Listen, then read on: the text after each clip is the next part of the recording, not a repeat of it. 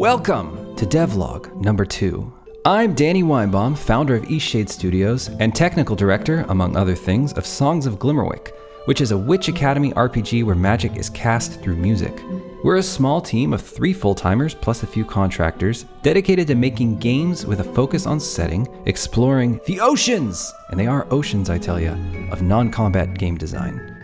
So in our last video, Devlog 1, which I am pleased to report did quite well, a bit better than we hoped even, I said folks could ask questions in the comments, so thank you for the questions. And I'm gonna get to a few of those today, but there was one question I had particularly a lot to say about, and covers so much ground I thought it could actually be an entire devlog, and I think a pretty informative one, because it touches a lot of topics about our production pipeline. Leperti asks, as someone that is getting into game dev, I was wondering why you chose to do a 2D game, but do it in 3D, instead of going true 2D. What are the benefits to doing it like that? I'm experimenting with both 2D and 3D and trying to figure out what's the best for me, but I'm realizing that there is so much that I haven't yet considered. And it's a great question. So, Glimmerwick is a huge visual departure from our previous title, Eastshade, and kind of an oddball in its rendering style and art pipeline. The game looks like one massive illustration of creative director and lead artist Jacqueline Sizadlo. At least that's the goal. But the world borrows a lot of methods from 3D art in how it's constructed. It took over a year of trial and error before we came to this mix of workflows, but what we've settled on offers us a really nice mix of benefits from the 3D way of doing things, while maintaining the artisanal magic of Jacqueline's illustrations. It also happens to yield a unique look and feel to the game. So most props in the world are individual illustrations from Jacqueline, I suppose they could be called sprites, mapped onto planes or single quads. Our camera looks down at 30 degrees, and the planes are rotated at 30 degrees back, so they are perpendicular to the camera. In hindsight, I kind of wish I'd kept everything upright, but simply scaled everything vertically to 1.43, so it looked correct from the camera's perspective. But anyway, ship has sailed on that one.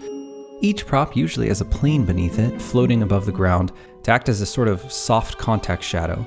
The contact shadow really helps ground the props, and it's an extremely inexpensive trick. Here's the fun part. So then we have a directional light sun which casts fully real-time shadows like any 3D game. It works really well, it looks really good, it adds a lot of depth and drama, and it just kind of works. Because much of the world is planes, the sun has to be situated at a certain angle. Casting sidelong shadows will not work because the planes have no thickness. The shaders have no directional shading at all and only respond to the overall color and luminance of the light or a cast shadow. So it's just a binary thing, it's either in the light or not in the light. There's no directionality or Lambert or Fresnel or anything like that. So you might be thinking, for the real-time shadow, if you have a night-day cycle like we do, doesn't it get weird when the sun gets at angles that makes really skinny shadows on the planes? And the answer to that is no, because we don't move the sun in the sky. I don't think I'll ever make another game where the sun moves in the sky. There's so many weird edge cases to it. You get like swimming, shadow sampling, and just other kinds of problems. For nothing. Nobody notices. Nobody has ever noticed that the sun doesn't move in the sky. The color of the sun and the brightness of the sun change, and it eventually turns to like a dark blue for like a moon, and nobody bats an eyelash. So our workflow for props isn't particularly unusual. It's all fairly normal 2D and a 3D engine stuff. Maybe with the only added trick of real-time cast shadows. The terrain is where we really start to cross over into 3D workflows. So our terrain is a regular full 3D mesh with vertex splatting between textures.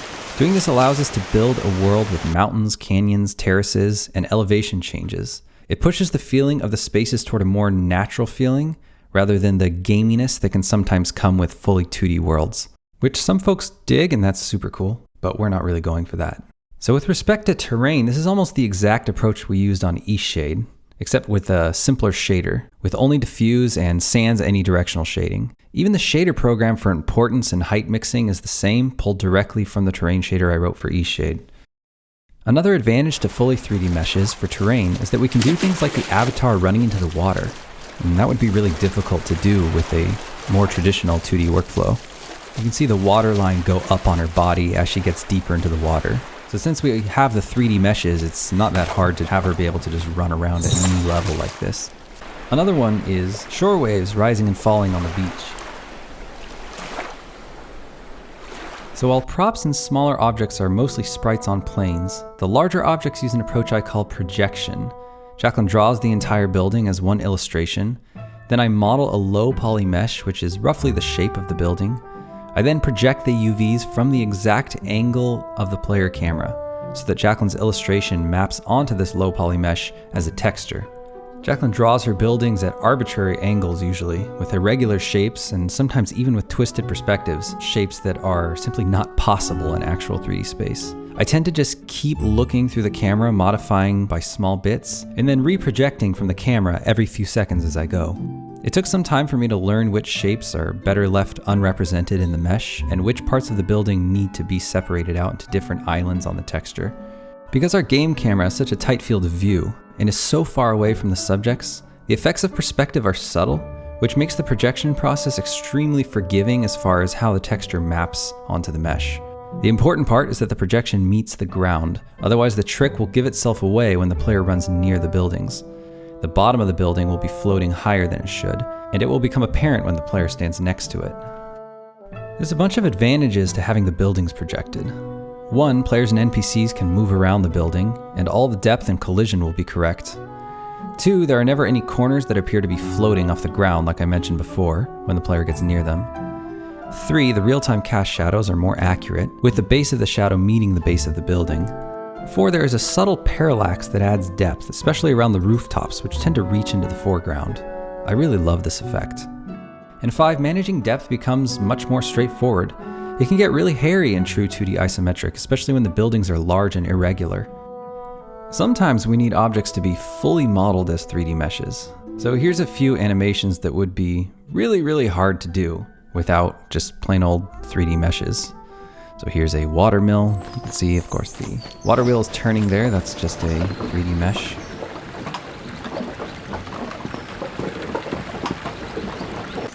We've got this windmill. And then we've also got this cart that the player can pull around. So the cart is fully 3D, and it just makes it really easy.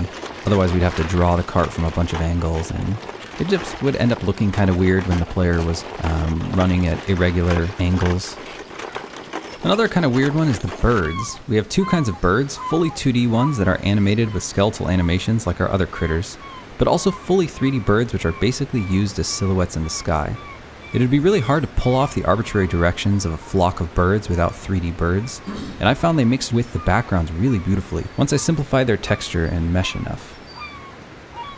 Of all the mixed workflows we use, our interiors might be the most mixed. For small interiors, our projection process is straightforward. Jacqueline draws the room, and then I project it onto a low poly 3D mesh, just like our building exteriors. For larger interiors, however, like this library, given that the player can zoom in whenever they wish, the texture resolution required would just be too huge to hold up. We could do a massive single texture, but then it would be a memory burden, or a loading and unloading burden, or an install size burden, or even a repository burden during development. It would also be a burden for Jacqueline to detail such a large image by hand. This is where tiling textures come in. Some parts of the interior are illustrations, and some parts are modeled and textured in 3D. Typically, Jacqueline will concept the entire room as one image. Then I'll go in and model the parts required with mesh, using her concept as a reference. This is typically the floors and large walls. During this process, I break apart her illustration onto a texture atlas, which I then use to project all the different parts of the interior. Once I'm done, Jacqueline goes into the texture atlas and does a final pass on detailing all the different parts of her original concept I pulled. There are benefits and drawbacks to this process. The main drawback is that it is incredibly labor intensive compared to some methods of creating interiors, especially when compared with 2D tile sets. But the benefits are, well, that our interiors don't look like they're made with tile sets. They look unique and hand-drawn, and use shapes that simply could never be achieved with a tile set. Some might say we will be more limited in how many interiors we can create because of this workflow. Well, that's true. We mitigate that particular pitfall with the genius solution of, well, spending way more money in production time. But it does help our game stand apart. All right, let's get to some community questions. Headmill asks, I'm curious about your thoughts on handling peril without a combat system. Do you avoid making the player feel they're in danger at all? Or are there creative ways you found to provide non-violent consequences and solutions to perilous situations? Well, thank you for the kind words, Headmill, and thank you for the question as well. I don't actually think a game loop needs peril. Not fundamentally, anyway. It seems like you can make a perfectly rich game loop just out of progress alone. When I think of the adventure game genre, like point-and-click adventures, I don't think danger is really a factor in those games at all. If there is any danger, it's a sort of narrative danger. It's never a mechanical danger where the player's gonna die or anything like that. One might say that challenge is a factor, just because it's a subgenre of the puzzle genre, but I don't actually think it's necessary either. I mean, when I think of the real driving energy in a point-and-click adventure, I do think it's progress. So we just try to make sure that the player has goals and that the systems are rich enough for the player to make plans to achieve those goals. Mini Ike says some incredibly kind words which we really appreciate, and then goes on to ask, well, I don't know much about the setting of Glimmerwick. One of the things I remember most about Eastshade is the believably kind characters of its society and people. Part of that believability meant that you could occasionally encounter the unkind or rough edges of both. It's not a perfect utopia, but there's a distinctly welcoming and peaceful culture. Is the setting of Glimmerwick similar, or are there any specific considerations you make for the idealistic parts of the setting and characters, and the harsher parts as well? Yeah, so both Jacqueline and I feel like in a lot of RPGs, like Skyrim particularly, and maybe the other Elder Scrolls as well, people are really mean, man. If you just like tally up how many characters are kind of rude to you versus how many are actually like nice and welcoming, typically it's like 90% of characters in RPGs are like, well, all right then, or no lollygagging. You know, they're just like very kind of unrealistically rude. So our games stand apart in that they're generally nice places. Of course, there's some people with problems, or there's some people who are a little bit grumpy. But generally, we just kind of take it by character basis, and we try to make just a mix of nice people and mean people, but mostly nice people. Seems like everyone wants to make a cold, harsh world, and not that many people are interested in making a nice, inviting world. And nice characters can be interesting just as easily as mean ones can. Alien Knight X, thank you for the comment and your support and the kind words. And then goes on to ask if you'll be able to get to know the NPCs through cutscenes. And the answer to that is yes. So all the quests in Songs of Glimmerwick are hand-authored, and many of them include what we call set-piece moments, or what you might call narrative beats. But it's not quite as formulaic as in a lot of other farming sims. It's not like give X character X many gifts and you'll get a cutscene. Every quest is very unique, and it's a bit more organic in Songs of Glimmerwick, but you definitely get to know the NPCs, and a lot of them have multi-part character arcs and things like that. Okay, Rob Productions Games, a longtime supporter of the project. Really appreciate that. Thank you very much. This is a fellow developer who has published a number of games on Steam, which look pretty cool. I checked those out. Great work on those. I was basically asking for any tips on marketing an upcoming or existing game on Steam. Now, Rob, I'm not going to be answering to you specifically here, so please don't feel like I'm talking directly to you. I'm just talking to any aspiring indie. So the absolute most important part about marketing a game, and surprisingly underrated, I think, is that fundamentally it's a product that people desperately want the instant they see it. You've got to make something that people really, really, really want. That's, I would say, if I had to list out the most important part about marketing. Number 1, 2, 3, 4, 5, 6, 7, and 8, and 9, and 10, and maybe all the way up to like 500 would be you've got to make a thing that people really want. And once you've done that, virtually anything you try works. That's the crazy part. I cannot stress enough how easy marketing becomes when you have a thing that people fundamentally want. Virtually anything you try works. Social media, emailing the press, making a YouTube video, whatever you do is gonna work in varying degrees of kind of worked to wildly successfully worked. When you have a thing that it looks just kind of average to people, it's basically impossible. I mean, nothing you try is really gonna work. You could put $50 million into marketing and PR, and you still wouldn't be able to get people to buy the game or cover the game. Okay, now that that's out of the way, just quickly going over what we did on Eastshade. Number 1, we created very polished marketing assets, so that's 2 trailers, over 20 GIFs, and over 50 screenshots. 2, we hired a PR company called Player 2 PR who handled press releases, journalist outreach, strategizing on release timing and planning, and key distribution during big moments in our campaign. Number 3, we picked our timing for our trailer releases, our release date announcement, and our actual release, the most important one, very carefully, trying to stay clear of other news and releases. I mean, that's one thing that sometimes I don't see indies doing. Try to make a big deal about your beats, right? Your 3 big beats are your initial announcement, which is, your trailer and potentially the name of the game and stuff, and then your release date announcement, and then your release. Treat them very carefully and plan them very carefully and try to put a lot of marketing ammo and energy into them. Don't just randomly post them on a Saturday morning without any other hoopla. Even when I released our first devlog video for Glimmerwick, I had about 10 tabs lined up with everything ready to go, and everything was really carefully planned. The video was done a month in advance. Even then, I tried to pick a good day to do it. I waited until after the winter Steam sale. I just put a lot of effort and thought into it. Okay, number 4, I was very active on Twitter, and I kind of still am. I participated in Screenshot Saturday and I interact a lot. Of course, I think Twitter's relevance is sort of dying. It just seems like the level of interactions and views, at least I've been getting, have just been plummeting ever since Elon Musk took over. Everything just has sort of changed on that website. That's part of the reason why I'm trying to focus more on YouTube now as our main marketing channel. Okay, number 5, I've written a number of articles that have done well on Gamasutra and 80.lv and other game dev sites. 6, I often stream development on Twitch and still do. I was doing that pretty religiously during the eShade development. And I always did like a pitch call to action of hey, check out our game on Steam, go wishlist it, and I still do.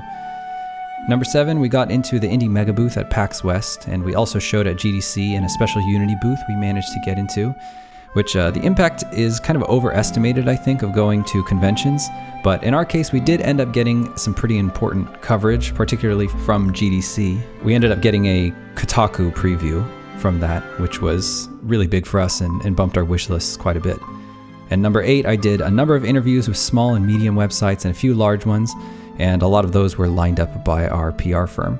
So there are a lot of different things that work, and what works is gonna vary a little bit between different kinds of games and different people. You might be better at creating one kind of content versus another. And of course, to just keep trying stuff, like right now we're trying the devlog thing on YouTube. But most importantly, you just have to make a game that people want. That's the hardest part by far. And it can't just be like, oh, my friends said it was good. I think that the standard is a lot higher than people think for being a commercially competitive video game sold on Steam. Alright, thank you everybody for watching.